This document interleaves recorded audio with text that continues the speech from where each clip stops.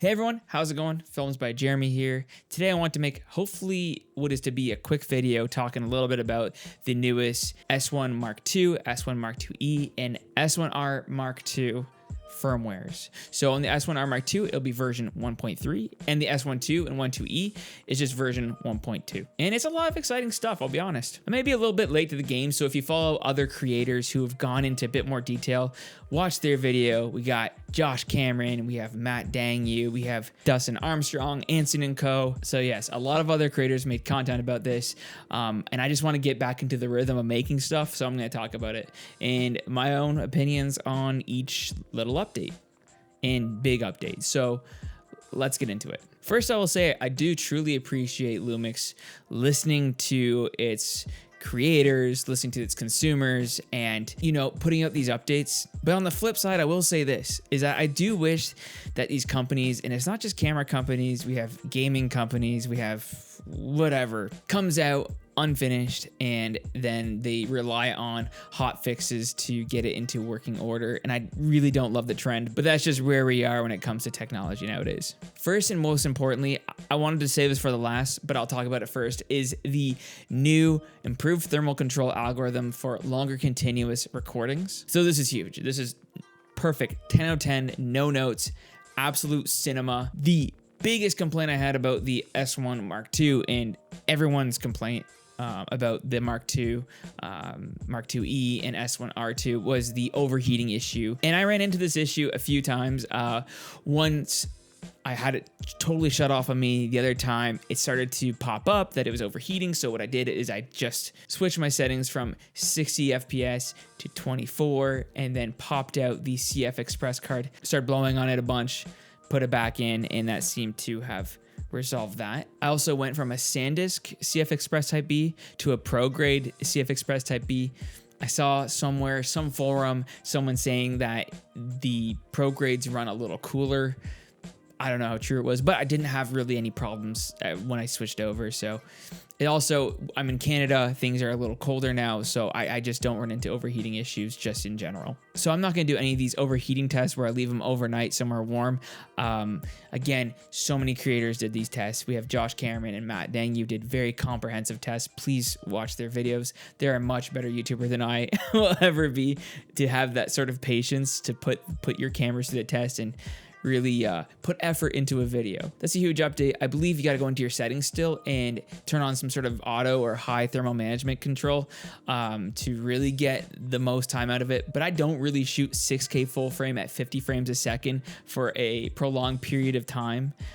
So I probably will never run into overheating if this update does do what it's supposed to do. But again, super, super welcomed. Hey, chill. Hey, out, Marty. I don't need all this nonsense from you kitties. That is so cute. Yes. We picked up 2 stray cats this year, and my OG cat and my one male stray cat have not really been getting along. Nothing too crazy, but they just rub faces right now. That was really cute, so I'll take it. As I was saying, that this overheating issue isn't strictly a Lumix problem.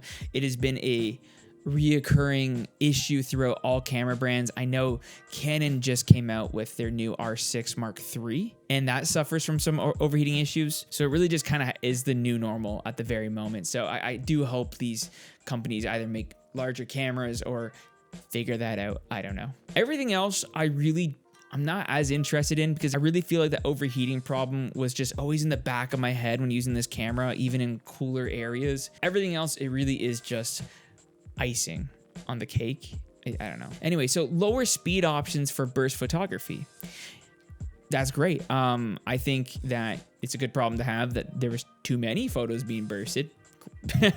But I did shoot one wedding photo gig this year, and I did put it into burst mode a couple times, and I'll be honest, it took too many photos. I was like, I have triplets, quadruplets of the same looking frame. So yeah, maybe I'll switch over to this lower burst mode when doing those kind of shoots again. But definitely for sports, a blink of an eye and you miss it type thing. So I get it, keeping it fast for that. Cool. Rectangular autofocus frame for human eye detection. So instead of that box with the crosshair in it, pointing at your eye. You now have what the animal detection had or your pet detection had, where yellow boxes kind of go on your subject's eye. And there's some stability improvements. So autofocus is just better on all three of these cameras. Great. I never had a problem with the autofocus, but if you did, hopefully this clears it up. Next, Lumix Flow app version 1.4 compatibility. So now we have live views, multiple frame markers, and improved autofocus frame display. I'm reading off notes, so my eyes are wandering, that's why. And I'll be honest, I don't use the Lumix Flow app. I hardly even use the Lumix Lab app. I only do when I'm rocking the S9. I always have this thing ready to pull out. And I'm on vacation or something, or out and about, and I just want to get some quick, high quality content for social media, for my Instagram stories. But yeah, I guess Lumix Flow is really great. I've heard a lot of great things about it. I just haven't used it yet. So maybe I will and test this out. But as of now, great. New stuff is always good. This one's also really cool too. A new color indicator showing the base ISO values for each photo style when dual native ISO is set to auto. I love this update. Actually, I was just shooting something, some corporate stuff. I was at like a Walmart logistics center, a bunch of different industrial places. One of the places I showed up at, I'm so used to shooting on my S9 or Mark IIX, and the place is super dim, so I set it to 4000 ISO, which is the second native ISO for the two latter cameras, where on the S1 Mark II, the 4000 is a grainy mess. So it was like a couple clips I just couldn't use. I was like, oh crap. So it's actually 5,000. So yeah, now actually having color coordination with that might make, that mistake not happen. Another great update. These are all great updates, but there's now 1.6 times D-squeeze for anamorphic, where before it was just always 1.5, including on like the Atomos Shinobi monitors here. It's 1.5 as well. So I never really got that true 1.6 D-squeeze. Didn't really make too much of a difference for me, but having a more accurate D-squeeze now, amazing. So when I use anamorphic, I will put that on. Now we have support for MP4 Lite, a low bitrate format with smaller file sizes without sacrificing image quality. Yes, I am just reading this off of Instagram. I have yet to use MP4 Lite, but again, it's one of those things I just hear people gush about, so I'm sure it's good, and I'm glad there's an update for that. I didn't actually realize there was an MP4 Lite or some version of it on the S1 Mark II. So again, just another update to make this camera feature complete and just packed full of stuff. So I truly believe that every camera that's been released within the past 3 years has been a more than serviceable camera that can do whatever the hell you want it to do. And if you have a problem with those cameras, you've heard this before. It's not the camera, it's you.